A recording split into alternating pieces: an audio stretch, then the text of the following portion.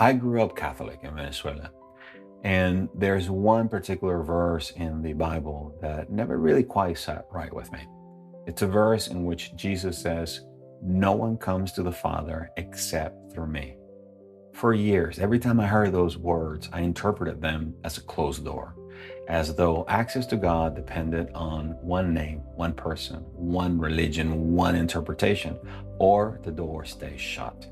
And if that verse ever troubled you in the same way that it did with me, if it ever made you wonder, how is it that a loving God, infinitely, unconditionally loving creator, could exclude sincere souls simply because they were born in a different place, in a different century, in a different religion, then stay with me because this is not a small question. What happens to the native person who prayed with their whole heart to the Great Spirit long before Christianity ever reached their people?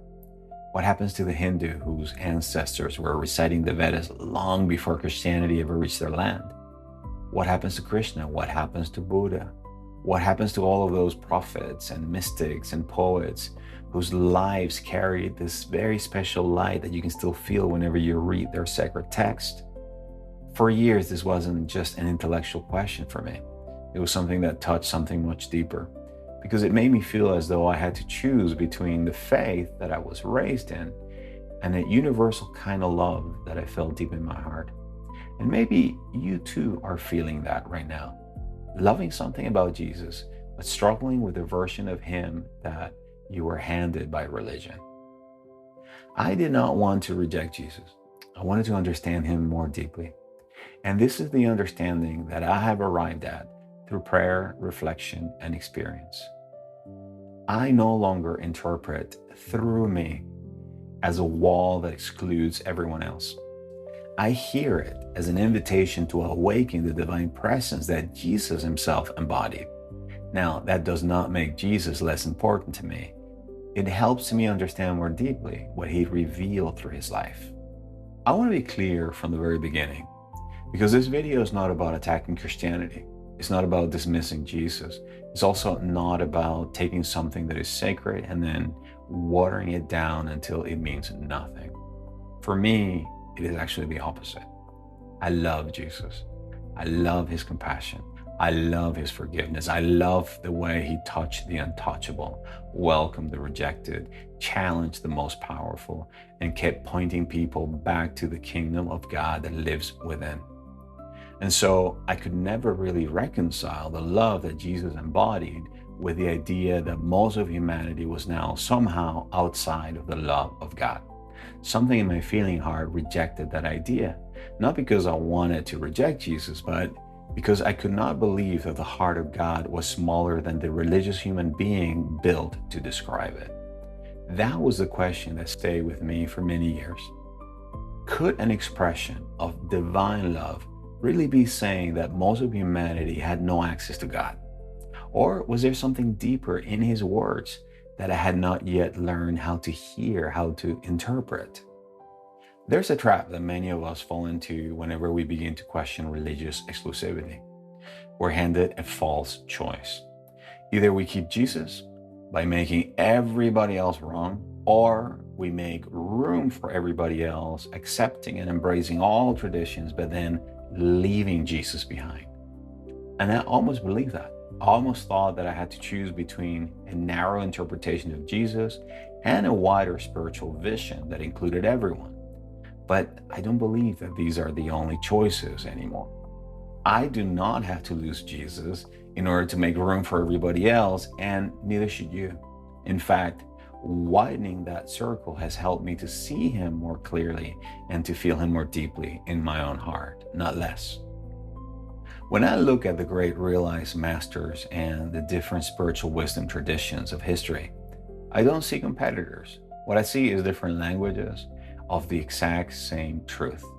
Krishna teaching devotion, the Buddha teaching compassion and liberation from suffering, indigenous people honoring the sacredness of the earth and then praying to the Great Spirit, the Sufi poets speaking of God as the beloved, and Jesus teaching forgiveness, surrender, and union with the Father, unconditional, pure love. Different cultures, different centuries, different contexts, different symbols. But the fragrance is recognizable. The light carries the same frequency. The love carries the same authority. To me, these were not lesser beings that were fumbling around in the dark. Something in me knew that long before I had the language for it. And that's when the verse began to open a new way. So let's return to the words, "No one comes to the Father except through me." For most of my life, I heard this as this man, this name, this religion, or you are excluded.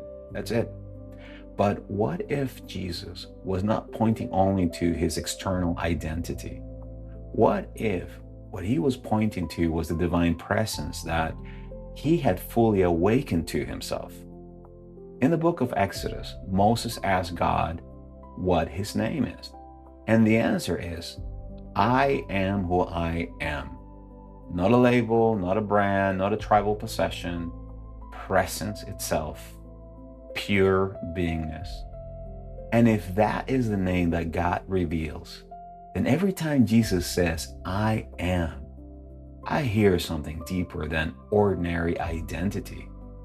I hear the language of a person speaking from pure union with the divine. I am the bread of life. I am the light of the world.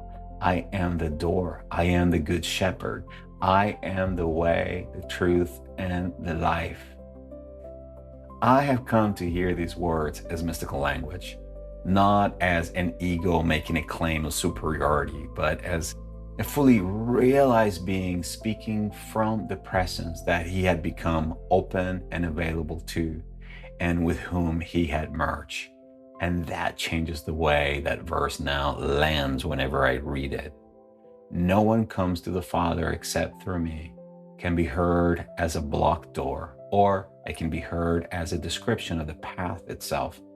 No one comes to the source except through the awakened I am presence, not through borrowed belief alone, but through surrender, through love, through presence, through the awakened heart. To me, that does not make Jesus smaller. In fact, it reveals more fully what he came to show us. He becomes the open revelation of what becomes possible when a human being opens their heart to God. This is what I mean when I speak about Christ consciousness. It's not that we become Jesus. It's not that we copy his personality. It's not that the ego declares, I am God, like Shirley MacLaine. That's not awakening. That is the ego using sacred language to make itself larger. Christ consciousness is no ego expansion. It is actual ego surrender. It is the separate self, the small self with a small s, becoming quiet enough so that the I am presence, the divine presence of God can now shine through it. Jesus did not model spiritual arrogance. He modeled perfect union through surrender. He said, I can do nothing on my own. He said, the Father and I are one. He said, abide in me. He said, you are the light of the world.